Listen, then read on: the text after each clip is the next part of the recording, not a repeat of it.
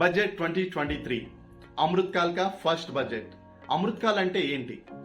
మోడీ గారు 75th independence రోజు భారతీయుల శ్రేయస్సు నెక్స్ట్ 25 ఇయర్స్ ఎదుగుతూ వెళ్ళాలి అని ఒక లక్ష్యాన్ని పెట్టుకున్నారు. అంటే 75th ఇండిపెండెన్స్ డే నుంచి 100 ఇండిపెండెన్స్ డే వరకు 25 ఇయర్స్ పీరియడ్ అనేది చాలా క్రూషియల్ పీరియడ్ కింద తీసుకొని విలేజెస్ కి అండ్ సిటీస్ కి మధ్య వ్యత్యాసం తగ్గాలి, ప్రజలు జీవించడానికి వ్యాపారాలు చేసుకోవడానికి విలేజెస్ కూడా అనుకూలమైన స్థలాల కింద వాటిని అభివృద్ధి చేయాలి అని ఒక టార్గెట్ పెట్టుకున్నారు.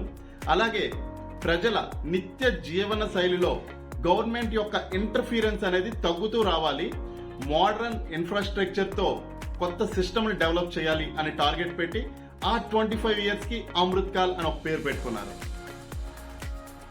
కింద ఇద్దరు డాన్స్ చేస్తున్నారు కదండి, వాళ్ళ ఆనందానికి రీజన్ ఏంటంటే మనం బడ్జెట్ కి ముందు రోజు ప్రీ బడ్జెట్ గెస్ అని ఒక వీడియో రిలీజ్ చేసాం. అందులో out of 7 points 4 points budget లో వచ్చాయి. అవి వచ్చినప్పుడల్లా వాళ్ళు డాన్స్ చేస్తుంటారు. We proceed into our topic. 7 lakhs వరకు ట్యాక్స్ కట్టక్కర్లేదా? మొత్తం ఎగ్జామ్షన్ నన్ను అడిగిన క్వశ్చన్స్ ఇవి. అయితే నిజంగా అంత ఎగ్జైట్మెంట్ అవ్వాలా లేదా ఇది కేవలం నెంబర్ మ్యాజిక్? నేను ఈ వీడియో ఎండింగ్ లో ఎంతెంత ట్యాక్స్ ఇన్కమ్ కి ఎంతెంత ఓల్డ్ రిజిమ్ లో ఎంత ట్యాక్స్ పడుతుంది, న్యూ రిజిమ్ లో ఎంత ట్యాక్స్ పడుతుంది, ఏది మనకు బెనిఫిట్ అనేది డీటెయిల్డ్ గా ఎక్స్ప్లెనేషన్ ఇచ్చానండి. అలాగే ఈ బడ్జెట్ వల్ల ఏ ప్రొడక్ట్స్ యొక్క రేట్లు తగ్గబోతున్నాయి, ఏ ప్రొడక్ట్స్ యొక్క రేట్లు పెరగబోతున్నాయి అని కూడా వీడియోలో నేను ఎండింగ్ లో పెట్టాను. Will see into that. Old tax రిజిమేలో ఎలాంటి చేంజెస్ లేవు. లాస్ట్ ఇయర్ ఎలా ఉందో యాజ్ ఇట్ ఈజ్ సేమ్ అదే ఉంది.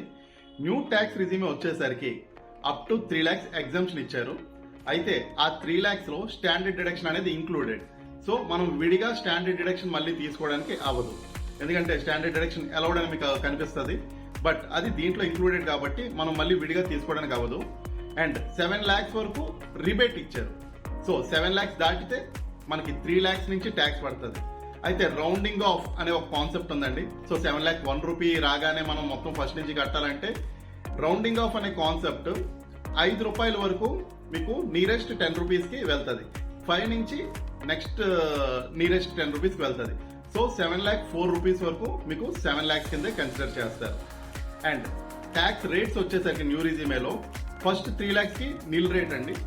3 lakhs to 6 lakhs 5%, 6 to 9 lakhs 10%, 9 to 12 lakhs 15%, 12 to 15 lakhs 20%, more than 15 lakhs 30%. And by default new regime అనేది మనకి 23-24 అసెస్మెంట్ ఇయర్ కి తీసుకుంటుంది. If we want to go for old scheme మనం opt చేసుకోవాలి. అయితే ఈ ఆప్ట్ చేసుకునే అవకాశం అదర్ దాన్ బిజినెస్ ఇన్కమ్ ఉన్న వాళ్ళకైతే every year they can opt. But వేరే బిజినెస్ ఇన్కమ్ ఉంటే మీరు ఒక్కసారి ఓల్డ్ స్కీమ్ లోకి వెళ్ళి మళ్ళీ న్యూ స్కీమ్ లోకి రాగలరు, అక్కడ బ్లాక్ అయిపోతారు. You can't change again. So ఒక్కసారి వెళ్ళి రావడానికి మాత్రమే మీకు అవకాశం ఉంటుంది. అండ్ ట్యాక్స్ రేట్ లో సర్చార్జ్ అనేది ఓ 25% కి ఫిక్స్ చేశారు. ఎందుకంటే మన ఇండియాలో హైయెస్ట్ ట్యాక్స్ రేట్ 42% వచ్చింది. అది ప్రపంచంలోనే హైయెస్ట్ అని నిర్మలా సీతారామన్ గారు బడ్జెట్ లోనే చెప్పారు. సో దాన్ని 25% తేవడం వల్ల ఇప్పుడు మన ట్యాక్స్ రేట్ హైయెస్ట్ వచ్చి 39% లో ఫిక్స్ అయింది. ఈ budget long term vision, middle term vision and short term vision balance చేసుకుంటూ చేశారు. కార్బన్ న్యూట్రల్ అనే కాన్సెప్ట్ తీసుకొచ్చి మన వెహికల్స్ ద్వారా, ఇండస్ట్రీస్ ద్వారా ఏదైతే పొల్యూషన్ కార్బన్ జనరేట్ చేస్తున్నామో దాన్ని న్యూట్రలైజ్ చేసే విధంగా గ్రీన్ గ్రోత్ అంటే చెట్లు నాటడం ద్వారా, గ్రీన్ హైడ్రోజన్ మిషన్ అని 2 స్కీమ్స్ పెట్టారు. అండ్ పిఎం ప్రణామ్ అని చెప్పి మన సాయిల్లో ఆర్టిఫిషియల్ ఫెర్టిలైజర్స్ వాడి సాయిల్ పాడు చేయకుండా న్యాచురల్ ఫెర్టిలైజర్స్తో, గోవర్ధన్ అండ్ బయో మెన్యూర్తో సాయిల్ మరింత ఉత్పత్తికరంగా చేసేలా స్కీమ్స్ ప్రవేశపెట్టారు. దీనివల్ల మన నెక్స్ట్ జనరేషన్స్ కి పొల్యూషన్ ఫ్రీ ఎన్విరాన్మెంట్ అండ్ మంచి సాయిల్, మనకి మంచి ఫ్రూట్స్ అవి ఇచ్చే మొక్కలను పెంచేలా సాయిల్ ని తయారు చేస్తున్నారు. So that is the long term vision of this government. And digital India concept భాగంగా ప్రతి ఒక్కల ఐడెంటిటీ గవర్నమెంట్ దగ్గర ఉండాలనే ఉద్దేశంతో డిజీ లాకర్స్ అనే సిస్టమ్ ని ప్రవేశపెడుతున్నారు. బిజినెస్ వాళ్ళు కూడా ఈ డిజీ లాకర్స్ లో వాళ్ళ డాక్యుమెంట్స్ ఏవైతే ఉన్నాయో అవన్నీ భద్రపరచుకోవచ్చు. And with their permission income tax కానీ, జిఎస్టీ కానీ, ఏ గవర్నమెంట్ డిపార్ట్మెంట్ కైనా అవి నీడ్ ఉన్నప్పుడు వాటిని డైరెక్ట్ గా వాళ్ళు వెరిఫై చేసుకోవచ్చు. And joint commissioners 100 joint commissioners ని స్పెషల్ గా స్మాల్ కేసెస్ ఏవైతే పెండింగ్ ఉన్నాయో అవన్నీ క్లియర్ చేయడానికి ఒక 100 జాయింట్ కమిషనర్స్ని ఈ రోల్స్ అనేవి ఇచ్చారు, only for the purpose of pending కేసెస్ని క్లియర్ చేయడానికి. అండ్ నెక్స్ట్ పాయింట్ వచ్చి IFSC, international financial service centre. ఇప్పటి వరకు మన ఇండియాలో ఏదైనా ఫారెన్ ట్రాన్సాక్షన్స్ అవ్వాలంటే దుబాయ్, సింగపూర్లో ప్రాసెస్ అయ్యి మళ్ళీ ఇండియాకి రిటర్న్ వచ్చేవి. బట్ ఇప్పుడు మన గుజరాత్లోనే ఇంటర్నేషనల్ ఫైనాన్షియల్ సర్వీస్ సెంటర్ అనేది ఒకటి ఏర్పాటు చేస్తున్నారు. సో ఫారెన్ ట్రాన్సాక్షన్స్ అన్ని ఇక్కడే ప్రాసెస్ అవ్వబోతున్నాయి. అండ్ నెక్స్ట్ MSMEs, ఇప్పటి వరకు వాళ్ళకున్న పెద్ద సమస్య, అవతల వాళ్ళు పేమెంట్ ఇచ్చినా ఇవ్వకపోయినా మేము GST పే చేయాలి, మా పాకెట్లో నుంచి పే చేయాల్సి వస్తుంది. సో దీనికి చెక్ పెడుతూ ఎవరైతే MSMEs దగ్గర నుంచి సర్వీస్ తీసుకుంటున్నారో వాళ్ళు పేమెంట్ చేస్తే తప్ప వాళ్ళు ఆ ఎక్స్పెన్సెస్ క్లెయిమ్ చేయడానికి వీలు లేదు. సో 43లో ఒక కంట్రోల్ పెట్టారండి. మీరు వాళ్ళకి పేమెంట్ చేస్తేనే మీరు ఎక్స్పెన్స్ అనేవి క్లెయిమ్ చేయగలరు, ఇన్కమ్ ట్యాక్స్ డిడక్షన్స్ క్లెయిమ్ చేయగలరు. లేకపోతే మొత్తం మీద ఆ ఇయర్ ట్యాక్స్ కట్టుకోవాల్సి వస్తుంది. ఎప్పుడైతే పేమెంట్ జరుగుతుందో ఆ ఇయర్లో వాళ్ళు క్లెయిమ్ చేయొచ్చు.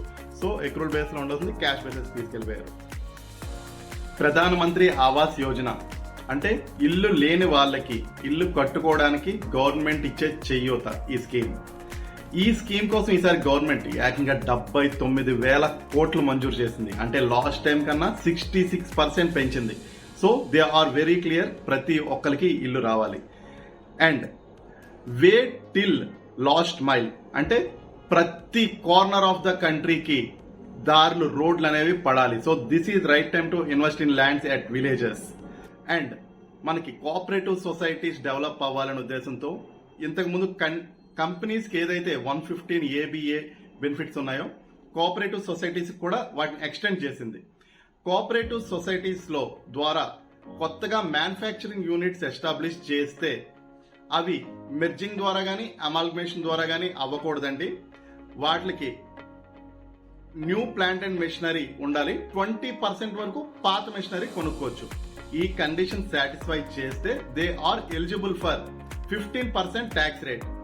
ఆ కొత్త మ్యానుఫ్యాక్చరింగ్ యూనిట్స్ అనేవి 1 ఏప్రిల్ 2023 నుంచి 31 మార్చ్ 2024 లోపు రిజిస్టర్ అయి ఉండాలి. ఈ 2024 అనేది జనరల్ గా పెంచే అవకాశం ఉంటుంది. మళ్ళీ నెక్స్ట్ బడ్జెట్ లో దాన్ని ఇంకో ఇయర్ పెంచుకుంటూ వెళ్తుంటారు. అండ్ డిడక్షన్స్ అన్ని వదిలేసుకొని మిగిలిన cooperative societies other than new manufacturing units deductions అన్ని వదిలేసుకొని దే కెన్ పే 22% ట్యాక్స్. వాళ్ళకి ఆ ఫెసిలిటీ అనేది ఇస్తారు. Agricultural cooperative societies and primary agricultural banks అనేవి 2 lakhs వరకు క్యాష్ తీసుకోవచ్చండి. ఇది ఫార్మర్స్ కూడా అప్లై అవుతుందంటే no, this is only for agricultural cooperative societies and primary agricultural banks వరకే వాళ్ళు 2 lakhs వరకు క్యాష్ తీసుకోవచ్చు. అండ్ కోఆపరేటివ్ సొసైటీస్ నుంచి క్యాష్ విత్డ్రా చేసేటప్పుడు TDS అనేది డిడక్ట్ చేయాలి. దాని లిమిట్ ని 3 crores పెంచారు. సో ఇప్పుడు క్యుములేటివ్ గా ఈరంతా కలిపి ఒక కస్టమర్ 3 crores కన్నా ఎక్కువ క్యాష్ విత్డ్రా చేస్తే అప్పుడు TDS అనేది డిడక్ట్ చేయాల్సి వస్తుంది. అండ్ 80 HHCలో అగ్నిపాత్ ఫండ్ కంట్రిబ్యూషన్ కి డిడక్షన్ అనేది అలౌ చేస్తున్నారు. అండ్ ఇది ఎప్పుడైతే మనం విత్డ్రా చేస్తామో అప్పుడు కూడా మనం ట్యాక్స్ అనేది కట్టక్కర్లేదు. అండ్ ఆన్లైన్ గేమ్స్ అనేవి ఆడుతున్నారా, రమ్మీ ఇలాంటివి. సో మీ పేమెంట్స్ అవుతాయి కదా ఆన్లైన్ గేమ్స్ కి, అవి ఎప్పుడైతే 10,000 క్రాస్ అవుతాయో, గేమ్ వైజ్ కాదండి ఇయర్ వైజ్, ఒక పర్సన్ ఇయర్ వైజ్ 10,000 దాటితే TDS అనేది డిడక్ట్ చేయాలి. గవర్నమెంట్ కాంట్రాక్టర్స్ కి TDS అనేది ఏ ఇయర్ లో పేమెంట్ అయితే ఆ ఇయర్ లో డిడక్ట్ చేసేవాళ్ళు గవర్నమెంట్. బట్ వీళ్ళు ఇన్కమ్ ట్యాక్స్ రిటర్న్స్ మాత్రం వర్క్ ఏ ఇయర్ లో చేస్తే ఆ ఇయర్ లో వేయాల్సి వచ్చేది. సో రిటర్న్స్ ఒక పీరియడ్ లో ఉండేవి, TDS అనేది వేరే పీరియడ్ లో రిఫ్లెక్ట్ అయ్యేది. దానివల్ల వాళ్ళకి TDS క్లెయిమ్ చేయడానికి ఇబ్బంది అయ్యేది. ఈ ఇష్యూని రిజాల్వ్ చేస్తూ గవర్నమెంట్ ఒక కొత్త సెక్షన్ పెట్టింది. సో మీరు ఎప్పుడైతే డిడక్షన్ అవుతుందో అప్పటి నుంచి 2 years లోపు మీరు రెక్టిఫికేషన్ రిటర్న్ అనేది వేసుకోవచ్చు. అసెసింగ్ ఆఫీసర్ దాన్ని ప్రాసెస్ చేసి రీఫండ్ అనేది మీకు ట్రాన్స్ఫర్ చేస్తారు. బట్ ఇంట్రెస్ట్ మాత్రం మీ అప్లికేషన్ డేట్ నుంచి రీఫండ్ పడే ఈ పీరియడ్ కి మాత్రం ఇస్తారు, ఆ ముందు పీరియడ్ కి రీఫండ్ అనేది ఇవ్వరు. అండ్ 54 సెక్షన్ 54F సెక్షన్ అనేవి ఇల్లు అమ్మి ఇల్లు కొంటే 54లో ఎగ్జంప్షన్ అనేది క్లెయిమ్ చేయవచ్చండి.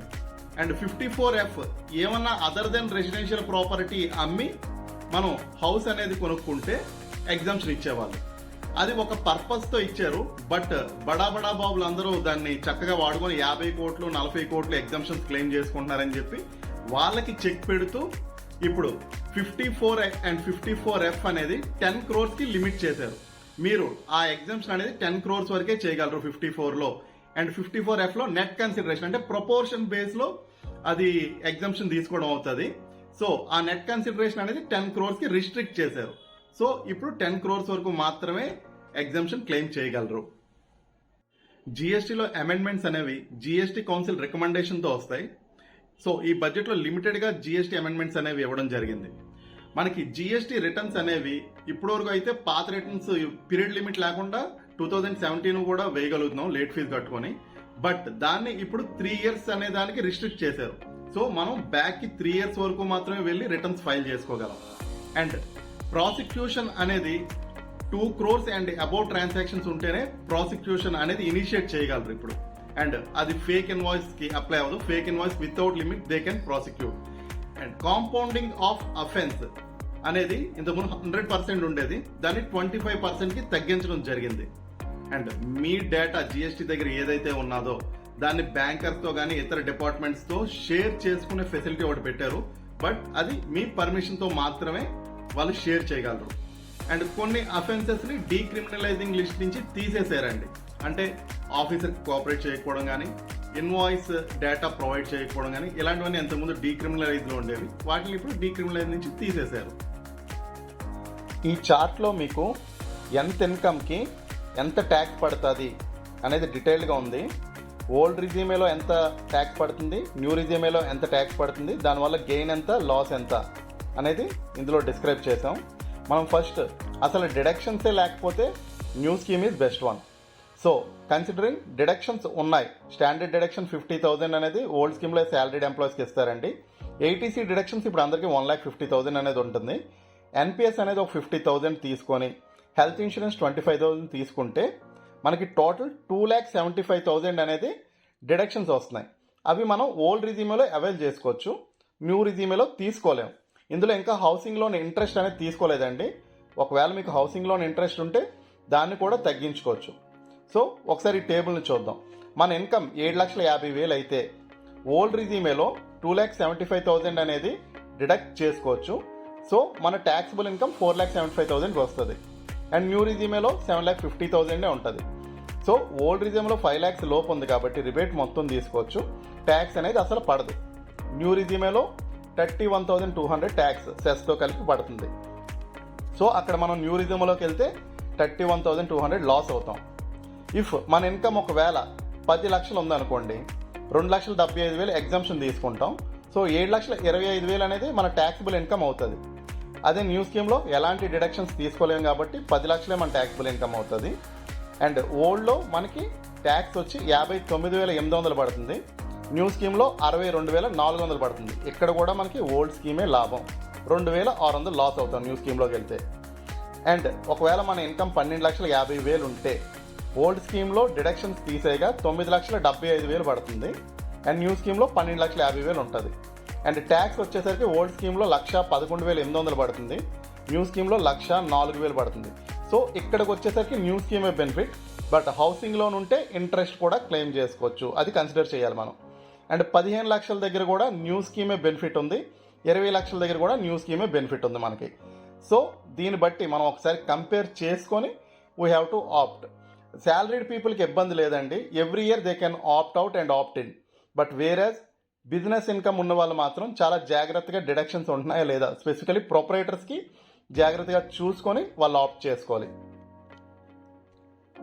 అండ్ ఫైనల్గా మనం ఈ బడ్జెట్లో ఏ వస్తువుల రేట్లు తగ్గుతున్నాయి, ఏ వస్తువుల రేట్లు పెరుగుతున్నాయి అనేది ఒకసారి చూద్దామండి. ఫస్ట్ ఏ వస్తువుల రేట్లు తగ్గుతున్నాయో మనం చూద్దాం.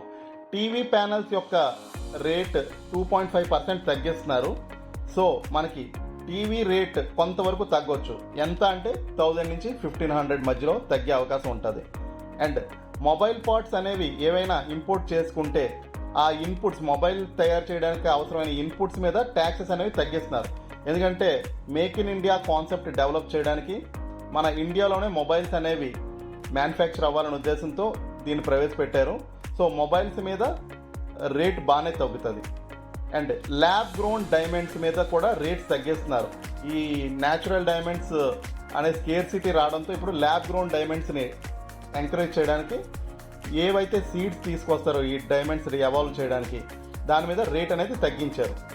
And last custom duty shrimp feed మీద తగ్గించారు. సో ఇది సీ ఫుడ్ ఇంపోర్ట్ ఎక్స్పోర్ట్ వాళ్ళకి మంచి బెనిఫిట్ వస్తుంది. ఇప్పుడు ఏ వస్తువుల మీద రేట్ పెరిగిందో చూద్దాం. సిగరెట్ మీద రేట్ అనేది 16% పెంచారండి, ఎందుకంటే లాస్ట్ 3 years నుంచి పెంచలేదని ఇప్పుడు 16% హైక్ చేశారు. సో ఇది ఎంకరేజ్ చేయకూడదు, సిగరెట్ వల్ల ఆరోగ్యం పాడైపోద్దన్న ఉద్దేశంతో దీని మీద రేట్ అనేది పెంచడం జరిగింది. అండ్ సెకండ్ వచ్చి import duty and compounded rubber 25%, 10% ఉండేది ఇంతకుముందు, దాన్ని ఇప్పుడు 25% చేశారండి. అండ్ గోల్డ్ కొనాలనుకుంటున్నారా, దాని మీద రేట్ పెరుగుతుంది. అండ్ ఎంత పెరుగుతుంది అంటే కస్టమ్స్ డ్యూటీ హైక్ చేయడం వల్ల 1% వరకు పెరగవచ్చు. అండ్ కిచెన్ ఎమ్యూనిటీస్, ఇవి రెండు కొంచెం ఆడవాళ్ళని ఇబ్బంది పెట్టేదే. గోల్డ్ ఒకటి, కిచెన్ ఎమ్యూనిటీస్ ఒకటి 15% పెంచారు. ఇంతకుముందు 7.5% ఉండేది, ఇప్పుడు కిచెన్ ఎలక్ట్రికల్ చిమ్నీస్ అన్నీ 15% అవ్వబోతున్నాయి. సో ఓవరాల్గా బడ్జెట్ అయితే వండర్ఫుల్గా ఉందండి. సామాన్యుడికి బెనిఫిట్స్ ఇస్తూ దేశ అభివృద్ధికి ఎక్కడ ఆటంకం లేకుండా లాంగ్ టర్మ్ విజన్తో మన నెక్స్ట్ జనరేషన్స్ కూడా మంచి సాయిల్, పొల్యూషన్ ఫ్రీ ఎయిర్ ఇవ్వడానికి రైట్ డెసిషన్స్ అండ్ స్కీమ్స్ తీసుకుంది. And this is best budget. And ఎవరికైనా ఏమైనా ఇన్కమ్ ట్యాక్స్లో కానీ జిఎస్టీలో కానీ డౌట్స్ ఉన్నా, ఏమైనా వీడియోస్ కావాల్సి వచ్చినా కామెంట్లో పెట్టండి, నేను వాటి మీద వీడియోస్ తీసి మీకు అందిస్తాను. Thank you, signing off.